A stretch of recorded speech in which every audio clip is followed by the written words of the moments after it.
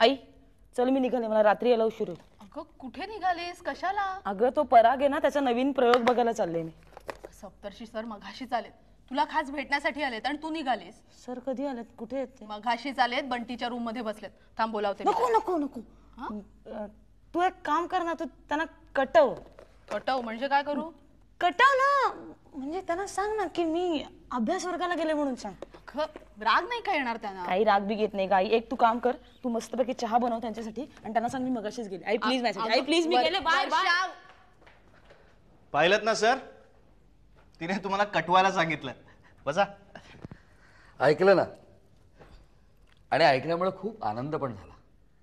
म्हणजे आता तुमची आणि माझी काळजी पेटली. हो, तुम्हाला कसली काळजी होती?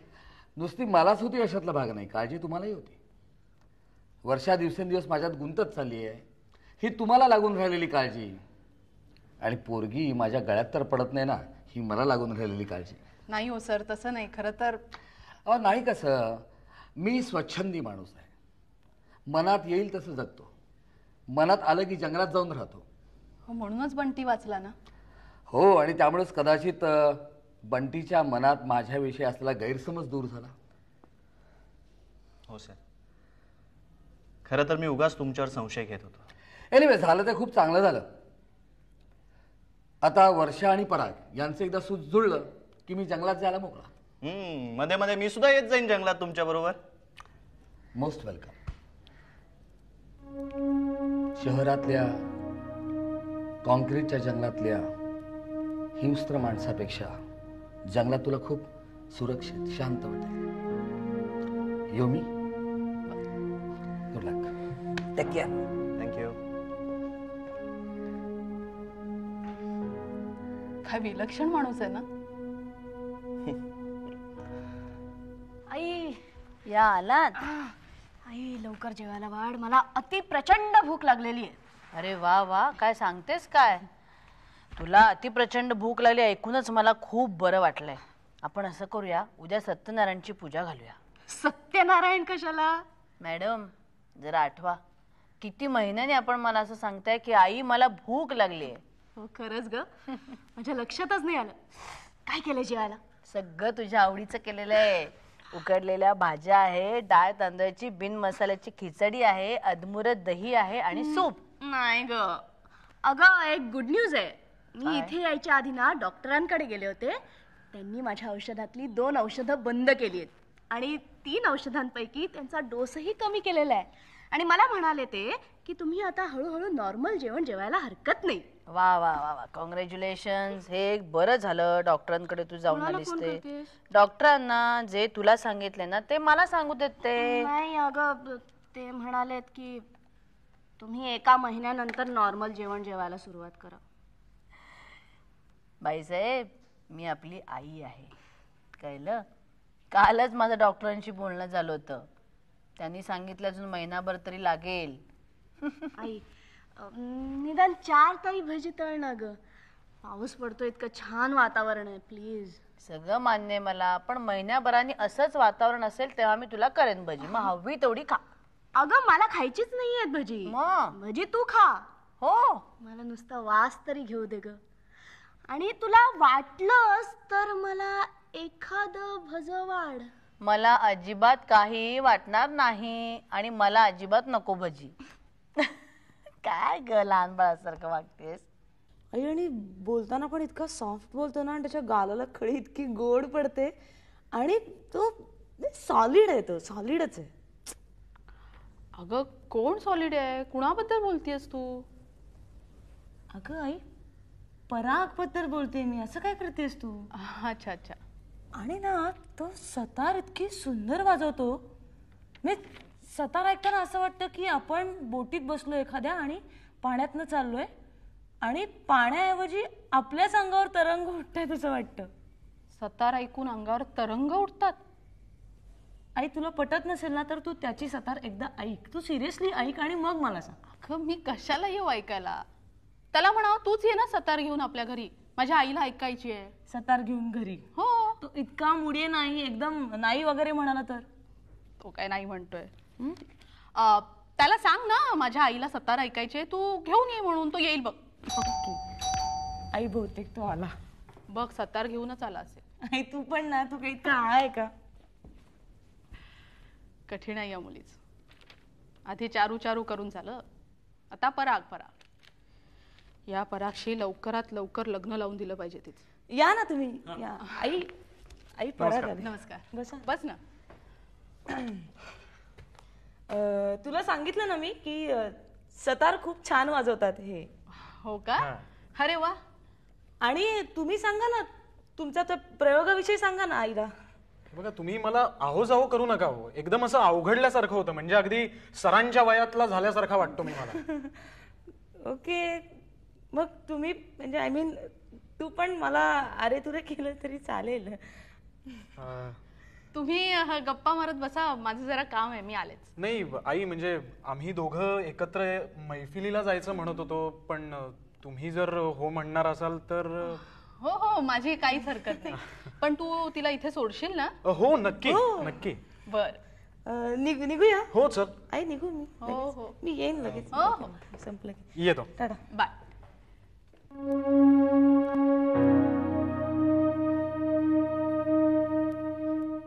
प्राची, मला तुला एक गोष्ट सांगायची होती. म्हणजे माझा निर्णय बरोबर आहे की चूक आहे हेही सांग मला. तू तू ऐकतेस का मी काय म्हणते? ऐकतेय ग. दुसरा काही पर्याय आहे का मला? तू सारखी मस्करी करू नका. मस्करी करू नको तर काय करू? तुझ्यासारखा चेहरा लांब करून निर्णयावर चर्चा करत बसू? चर्चा बिर्चा काही करायची नाहीये. पण मध्यंतरी तूच म्हणाली होतीस ना की तुम्हाला खूप जवळून आणि खूप चांगली ओळखतेस म्हणून. हो, मग ही फॅक्टच आहे. आणि आत्ता सुद्धा तुला मला जे काही सांगायचं त्याचे अंदाज मी बांधलेले आहेत. मी जे काही बघतीये त्याच्यावरून. काय बघतेस तू आणि कसले अंदाज बांधलेस? सांगीन ना, पण जाऊ देत ग. तुला सांगायचं ना, तूच सांग. नाही सांग ना. तू जे काही अंदाज बांधलेस ते चूक आहेत की बरोबर आहे हे तरी कळू दे ना मला. सांग. ठीक आहे, सांगते. हे बघ, माझ्या अंदाजानुसार तुझी आणि तुझ्या आईची कुठल्या तरी महत्वाच्या विषयावर खूप चर्चा झाली. त्यात तू आईला एक असा निर्णय ऐकवलायस जो आईला पटत नाही. त्यामुळे घरात गंभीर वातावरण आहे आणि तुझी बाजू सबळ करण्यासाठी तुला माझ्या सपोर्टची गरज आहे. राईट? तुला कसं कळलं ग? हल्ली काय फेस रिडिंग वगैरे शिकलीस की काय? फेस रिडिंग वगैरे नाही ग, पण मी आल्यापासून बघतीये ना, मी जे काही बोलते त्याच्याकडे तुझं लक्षच नाही. मी माझी बडबड कधी थांबवते आणि तुला कधी बोलायला स्कोप देते याचीच तू वाट बघतीस. आणि आई तर इथे येत नाहीये ना, म्हणून तू सतत दाराकडे बघतीयस. याच्यावरनं कोणीही गेस करू शकेल. एनिवे, आता बोल. आईने पुन्हा इतक्या दिवसांनी माझ्या लग्नाचा विषय काढला होता. ओके, म्हणजे माझा हा पण अंदाज बरोबर ठरला. पण म्हणलं तू आगाऊ म्हणशील म्हणून मी काही बोलले नाही. मग कधी बांधताय मुंडावळ्या? मला लवकर सांगा, नाही तर माझे वांदे होतील. तुझे काय वांदे होणार आहेत? अगं म्हणजे काय, तुझं लग्न म्हणजे मी करवली नाही का? मला किती कामं असतील. पत्रिका, बोलावणी, दागिने, खरेदी.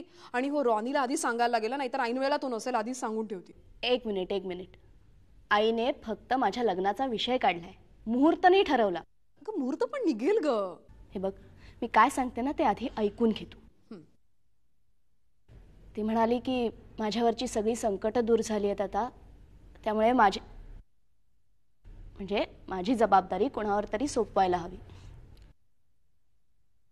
बरोबरच आहे, आणि फारच मोठी आहे ही जबाबदारी. मग कोणाच्या गळ्यात बांधते तुला? नाही, तिचं तसं काही ठरलं नाही अजून, पण स्थळ बघायला सुरुवात करू का विचारत होती. अच्छा, म्हणजे अजून बराच वेळ आहे.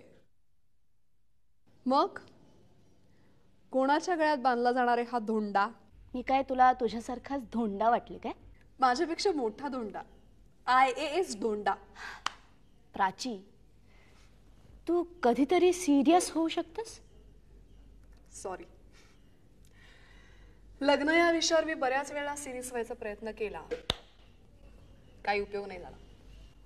एनिवे, ते सगळं सोड. तू आता आईला काय निर्णय सांगितलास? मी तिला म्हणाले की तू स्थळ शोधू नकोस, बंटीला विचार. ओके, म्हणजे माझा हा पण अंदाज बरोबर ठरला. मग पुढे काय? पुढे काय? पुढे काहीच नाही. काहीच नाही.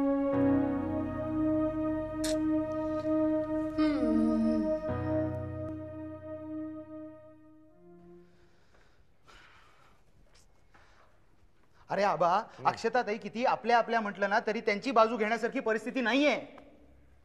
अरे हे बघ, नोकरशाही कितीही बोंब मारलं ना तरी ती तिच्याच वेगाने चालत राहते. चिरंजीव कुठे गेले? हा, अरे माझ्या कानांवर विश्वासच बसत नाहीये. आपण नगरसेवक झाल्यापासून छापील भाषा ती एकही शिवी न देता बोलते, म्हणजे कमाल झाली म्हणायची. घ्या, इथे मी एक गोष्ट पोटतिडकीने सांगतोय आणि याला विनोद सुचतायत. अरे आबा तू सांग ना, तुला मी म्हणतोय ते पटत नाहीये का? पटत नाहीये का? अरे पटतंय रे बाबा, अगदी 100% पटतंय. पण मला सांग, तिथे जर का पूल झाला नाही तर ट्रॅफिकचा प्रश्न कसा सुटणार? अरे आबा हे बघ, सोपं आहे रे. तिथले जे रस्ते आहेत ना ते जर वन वे केले तर हा प्रश्न सुटण्यासारखा आहे. पण मग हा मुद्दा तू अक्षताला समजावून सांगितलास का? चान्सच मिळाला नाही ना. का? मी सगळं प्रकरण त्यांना सांगितल्यानंतर सरकारी सफाईनी त्या मला म्हणाल्या की मला या प्रकरणाचा अभ्यास केला पाहिजे, वेळ पाहिजे थोडा, आणि विषय संपवून टाकला. तात्पुरतं तरी मी म्हणतोय त्याप्रमाणे. अरे पण त्या तुला परत भेटतीलच ना, तेव्हा बोल. आत्ता कशाला चिडतोयस? तुला कळतच नाहीये ग, त्यांना पूल व्हायलाच हवाय. कारण एक पूल म्हटलं ना की कमीत कमी 30 ते 40 कोटी रुपये. हो, ही गोष्ट मात्र खरी आहे. म्हणजे पुलाच्या नावाखाली प्रत्येक जण आपल्या आबा, अक्षताताई काही तशा नाहीयेत. हा नाही, मला तसं म्हणायचं नव्हतं ग. ती नसेल, पण तिच्या आजूबाजूचे लोक आहेत की नाही, ते तिला पटवून देत असतील की पूल होणं कसं गरजेचं आहे ते. कारण एकदा का पूल झाला की त्याच्यानंतर प्रत्येक जण आपला किती आणि कसा फायदा याचा हिशेब करायला मोकळे. काय भूषण, सगळा स्वतःचाच विचार करायचा ना, पब्लिकचा विचारच नाही का? तू आहेस ना प्रजाहित दक्ष. हे बघ रेवा, तू माझी टिंगल करू नकोस. हा प्रश्न इतका कॅज्युअली घेण्यासारखा नाहीये. कधीतरी गांभीर्याने विचार करा तुम्ही.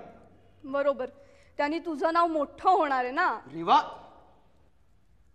आबा, रे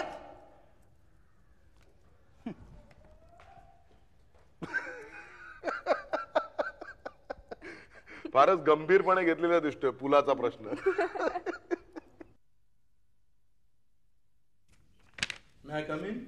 येस, कम इन. या Saranjame. Good morning madam. Good morning. 1-2 मिनिटं. हां.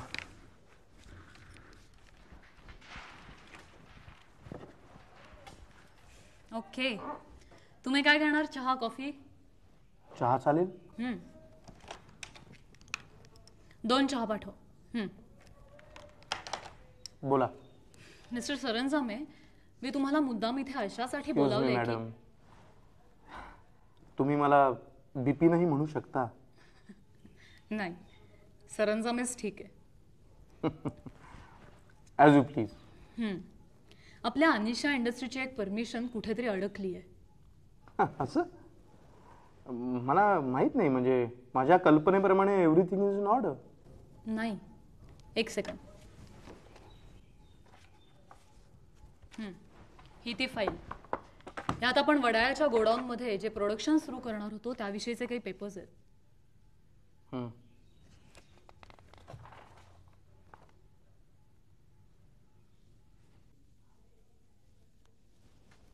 अच्छा, ही परमिशन म्युन्सिपाल्टीने अजून द्यायची आहे तर ओके, ठीक आहे, मी पाहतो. ओके, फार नाही लागायचे, पण मी तुम्हाला थोडे पैसे देऊन ठेवते. माय गॉड मॅडम, काही महिन्यांपूर्वी तुम्हाला पैसे मागितले होते तेव्हा किती शंका काढल्या होत्या तुम्ही, किती प्रश्न विचारले होते. सरंजामे, झटपट कामं जर झाली नाहीत तर त्याचे होणारे परिणाम आणि त्यामुळे होणारं नुकसानच सोसावं लागतं. निशांच्या जाण्यामुळे मला हे सगळं कळून चुकलंय. But now all fundas are very clear. Good. Anyway, thank you madam. म्हणजे पैसे लागलेच तर नक्की मागून घेईन मी,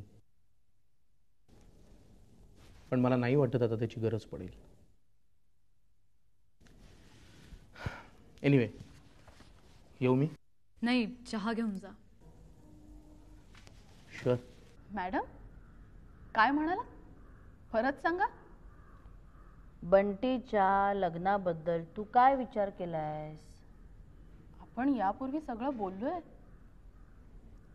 या विषयावर पुन्हा चर्चा करण्यात काही अर्थ नाही असा निष्कर्ष काढून सुद्धा. हो, सगळं मान्य आहे मला. मलाही ते सगळं आठवतंय. अगं त्यावेळी त्या दोघांची इच्छा नव्हती लग्न करायची. मग आता नव्यानं काय झालंय?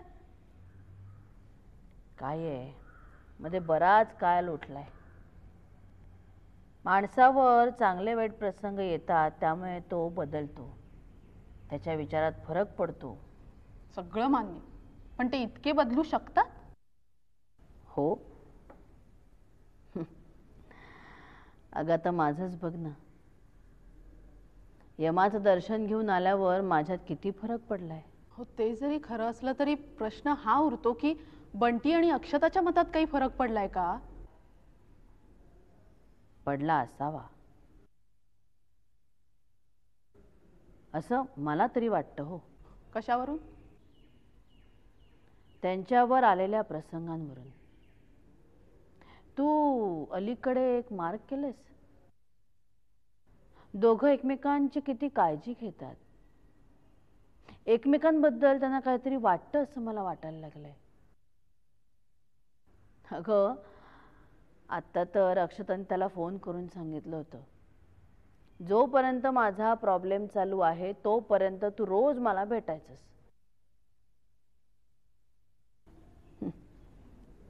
आणि एखाद दिवशी भेटला नाही, फोन केला नाही की ती खूप अपसेट व्हायची. तुला बंटी काही म्हणाला नाही याबद्दल? नाही, फक्त एक महत्वाचं काम बाजूला ठेवून काकांच्या सांगण्यानुसार मी अक्षताच्या केससाठी चाललोय एवढंच मला म्हणाला. तेव्हाही मला थोडंसं आश्चर्य वाटलंच, पण तो काही त्या केसला जाऊ शकला नाही. कारण आदल्या दिवशीच त्याला किडनॅप केलं गेलं. हो, पण नंतर सुटल्यावर त्याही अवस्थेत तो कोर्टात हजर झाला. नंतरही आम्हाला दोघींना तो भेटला आणि भडाभडा बोलत होता. मला वाटलं काकांच्या धाकामुळे तो गेला असेल. छे, मलाही आधी असंच वाटलं. हो, पण ज्या पद्धतीत तो अक्षताशी बोलत होता ना, त्यावरून मला तरी असं नाही. म्हणजे बघ, हो, माझ्या डोळ्यांनी मी बघितलं, पण तुझी खात्री पटते का? नाही नाही मॅडम, माझा तुमच्यावर, तुमच्या निरीक्षणावर पूर्ण विश्वास आहे. पण तरी सुद्धा तुम्हाला जे वाटतं ते जोपर्यंत मला वाटत नाही किंवा माझी खात्री पटत नाही तोपर्यंत. नाही, मान्य आहे मला. जोपर्यंत तुझी खात्री पटत नाही तोपर्यंत आपण हा विषय काढायचा नाही. नाही, माझी घाई नाही आहे, पण परवा ग मी अक्षताकडे लग्नाचा विषय काढला तेव्हा मला म्हणाली, माझ्यावर जी परिस्थिती आली आहे त्या परिस्थितीमध्ये माझा हुद्दा काय लक्षात न घेता मला जो स्वीकारेल, जो मला सन्मानानं वागवेल, माझ्यावर प्रेम करेल, असा एकच माणूस मला दिसतो, तो म्हणजे बंटी. त्याला विचार.